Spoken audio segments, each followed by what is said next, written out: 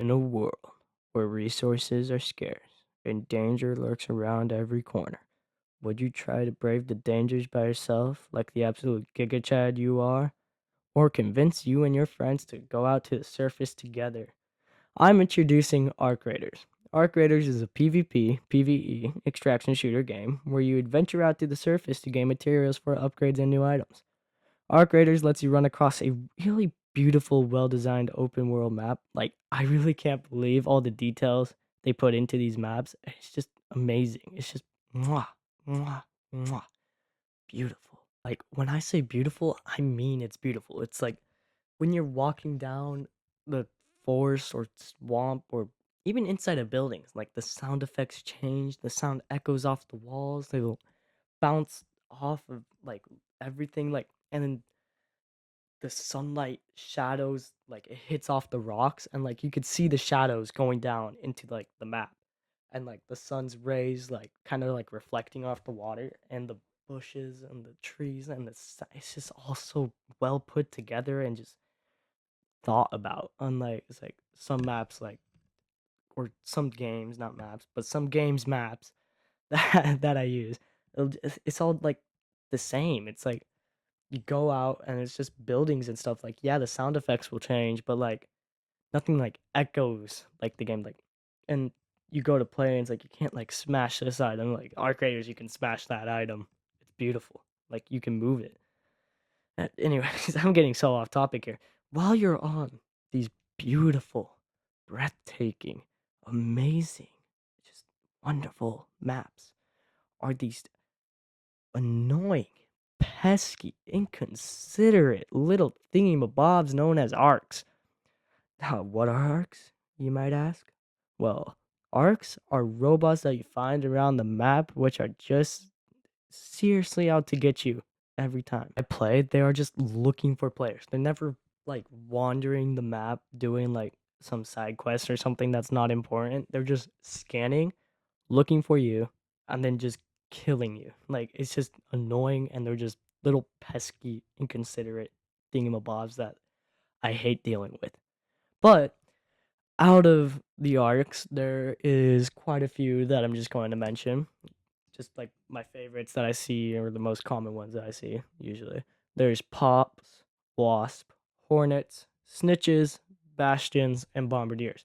I am 100% missing quite a few of these guys, but that's it for a different video, so I'm gonna just go over the few I mentioned. So, Pops are little sphere balls that will genuinely come out of nowhere and either light you up in flames or just explode right on top of you, doing a buttload of damage.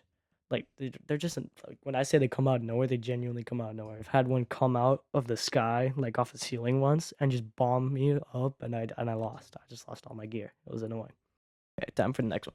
Wasp are drones with an assault rifle attached to them, and in my opinion, definitely the least annoying because you can deal with them even with your tiny, smooth brain. And all you gotta do is shoot their propellers or run into a building for cover. Hornets are basically the same thing as a wasp, except a lot tankier and a lot more annoying. Why are they annoying, you might ask? Well, I'm glad you asked. It's because they have a freaking taser that does so much freaking damage. Yes, you can easily dodge the shots of the taser, but they usually come in little groups of wasp, like with them, like around like two or three sometimes.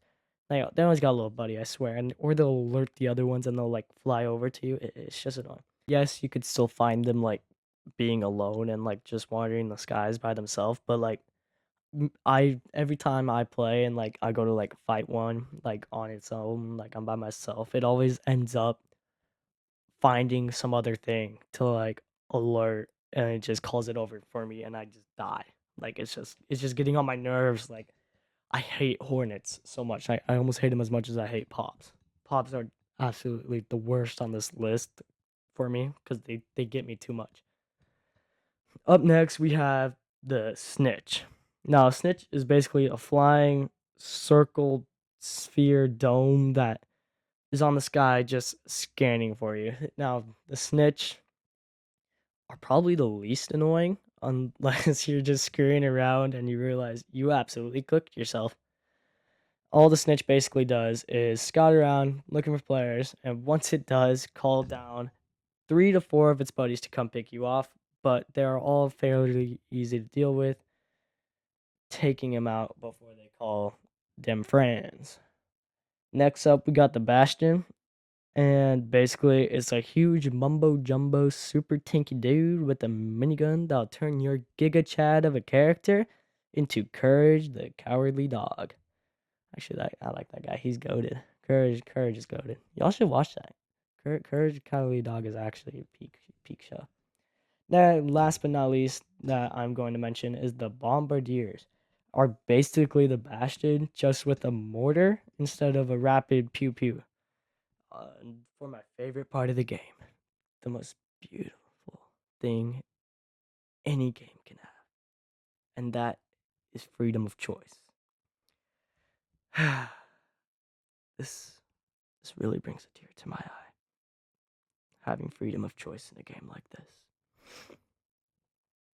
And this is like the good freedom of choice, the kind where you could genuinely do whatever you want. Do I want to be a rat, or do I want to be a light in humanity and help this beautiful raider out? Now, you see, this game has proximity chat, which is probably gaming's best thing ever. Absolutely beautiful adding it to this game, and with proximity chat adds the factor of free choice I mentioned. You see, while playing the game, you come across fellow raiders, which you can choose to be an absolute butthead and lie to him, saying, "Oh, I'm not gonna kill you, I'm friendly," and then kill him, or just be the kind of guy everyone likes and be friendly. But people can also do that to you. They can choose to be that butthead. They can choose to be that light in humanity. And what really makes this game is that usually you never know what you're gonna you're gonna get. They're always switching up. Everyone's a different person. Everyone's either a rat or the light in humanity. And now I'm gonna go over the gameplay and mechanics. Now this is just a treasure of absolute peak mechanics. Each gun shoots differently, and you can switch your third person left and right, which is so useful for this game, helping out with both PvP and PvE situations. And then when you're fighting other players, there's no hit markers, which is so nice and just clean because every game now has hit markers like, oh, you hit this guy, you hit him again. Cool, nice. I don't care. I like the unpredictable not knowing if my opponent is being damaged and how much I've actually hit them with it. And yes, you can still tell. You'll see blue sparks flying off of them, and like when they're out of their little shield thing, like little clouds of red smoke. And there's also parkour. Jumping and parkour in this game is peak, utterly peak. Sprinting across rooftops, jumping over and climbing ledges, and it's like subtle parkour. It shows you like where to go, but it doesn't make it obvious. It's like you see it, but it's so subtle, you don't even notice you're doing parkour. It's just there and it's amazing. Well, thank you for watching. This is my first video I actually put time and effort into, and I hope this works out pretty well. So please leave a like and subscribe and send this to your friends. Get them on to hop on because this is about to be peak.